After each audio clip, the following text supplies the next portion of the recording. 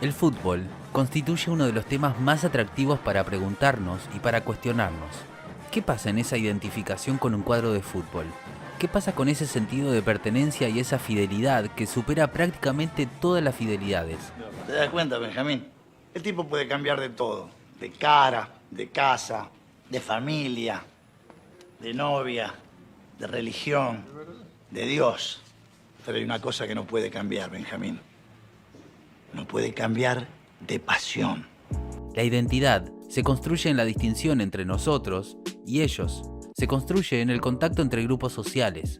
En el caso del fútbol, los sostenes materiales están constituidos por los atributos de los clubes, tales como los colores, nombres, espacios físicos, canchas, sedes, barrios o el mismo estilo de juego. Esto que hoy se defiende con capa y espada fue conflicto desde el momento en que comenzaron a aparecer todos los clubes en nuestro país. A su vez, esa identidad se construyó sobre la base de la competencia deportiva, fenómeno social fuertemente difundido en el siglo XX entre todos los grupos sociales. El deporte de masas es una marca democratizante e igualadora. Claudio Lobeto, un estudioso de las culturas populares, afirma que grupos, movimientos y ONGs son espacios privilegiados para observar la cultura popular. Prácticas estético-políticas, culturas políticas de la participación, producciones lúdicas que generan un sentido en la apropiación de símbolos y técnicas que recontextualizan una nueva lógica, tanto estética como social.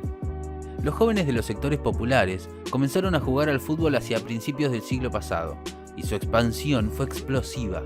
Construyeron canchas y potreros, fundaron clubes y empezaron a competir. Al principio con barrios vecinos, después con equipos que viven cada vez más lejos. Se fue armando una red de competidores, unida solamente por el placer de jugar al fútbol. Así comenzó a gestarse la identidad en este campo futbolístico, con una fuerte relación con la rivalidad, construida frecuentemente a partir de la vecindad o por la misma competencia.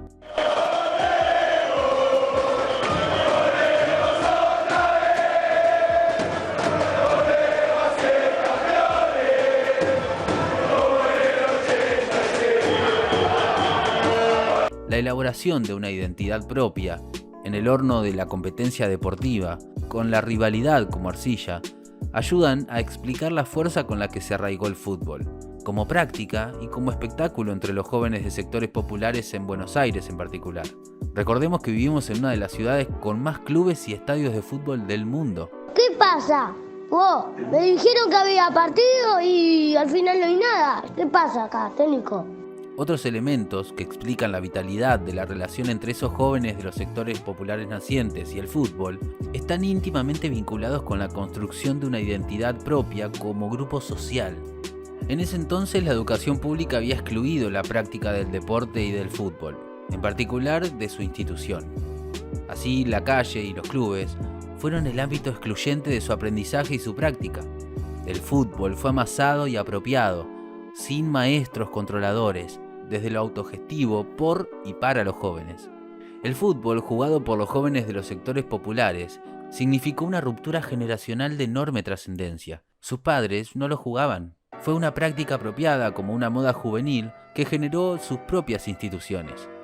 Estos jóvenes jugadores y socios de clubes recién fundados, en buena proporción eran hijos de inmigrantes y alumnos de escuelas públicas. Esos jóvenes se embanderaron con los símbolos patrios, creados y difundidos en buena medida por la escuela, para formar ciudadanos con un perfil determinado, por el ideario de las élites dominantes e ilustradas de la época, pero, además, construyeron esta identidad futbolística que incidió activamente en la construcción de una identidad barrial, principalmente de los años 20 y 30. La relación fue ida y vuelta, del fútbol al barrio y del barrio al fútbol.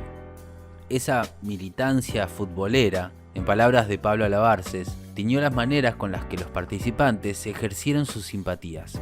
El hinchismo es otro de los contenidos de esta construcción identitaria futbolera y estuvo presente desde muy temprano. ¿Quién es más hincha? ¿Quién es mejor hincha?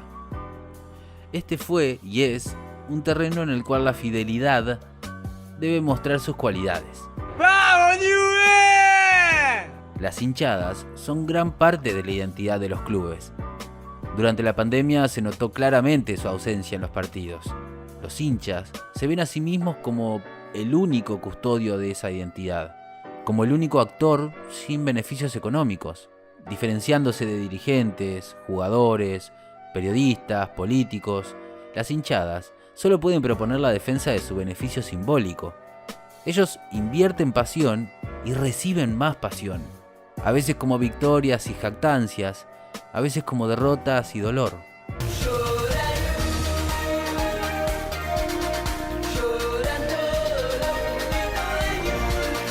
Son militantes. La asistencia al estadio no es únicamente el cumplimiento de un rito semanal, sino un doble juego, pragmático y simbólico. Por un lado, por el mandato mítico, la asistencia al estadio implica una participación mágica que incide en el resultado. Es cábala. Por el otro, la continuidad de la identidad depende exclusivamente de esa asistencia, donde se vive en carne propia el ellos y el nosotros.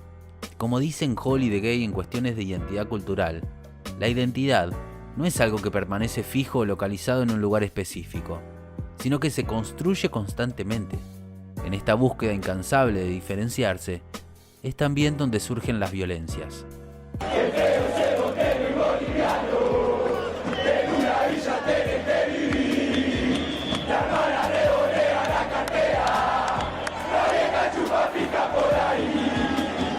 Racismo, xenofobia, homofobia y todo tipo de violencias de género y referencias al sometimiento sexual. Las violencias que existen en nuestra sociedad son explícitas en las canciones de cancha. Es, como dice Ana María Bach, una parte del conjunto de todos y cada uno de los métodos empleados en el seno del patriarcado para poder mantener en situación de inferioridad, subordinación y explotación al sexo dominado, el femenino.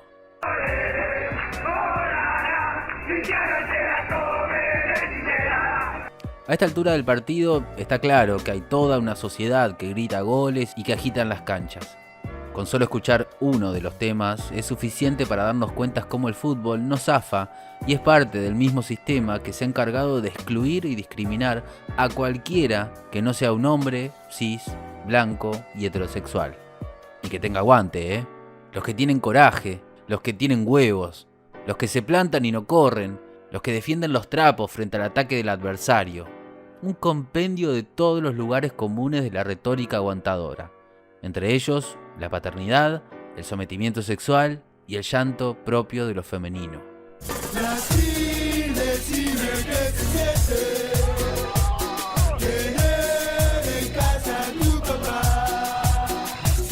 Del otro lado de la cancha, consecuentemente, están los putos. Por oposición, todos los que no son lo que acabamos de decir. Y por consecuencia, en tanto el sistema se organiza genital y sexualmente, la relación entre hombres, machos y putos se metaforiza a través de relaciones sexuales masculinas, es decir, la penetración anal y el sexo oral como forma de dominación. Es necesario seguir replanteando este tipo de construcciones que se repiten constantemente en el fútbol.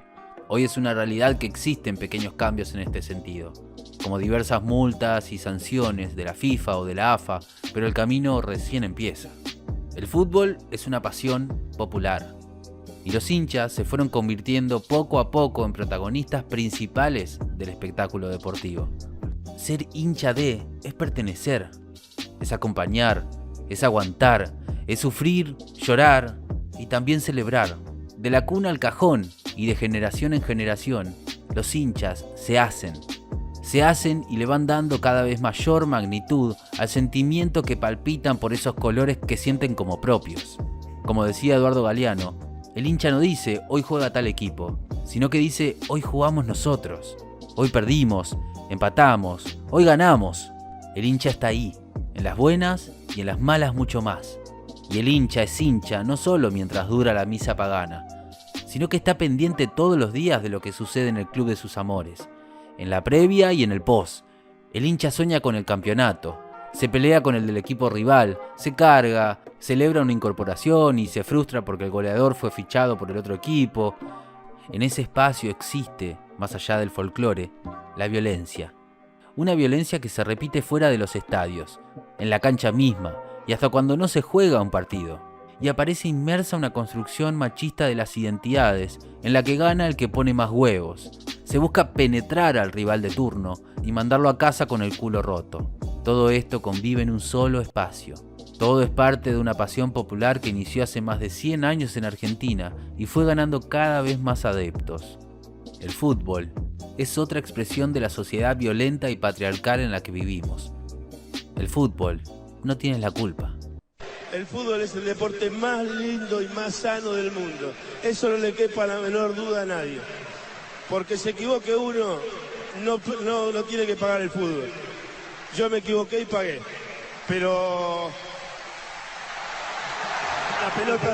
la pelota no se mancha.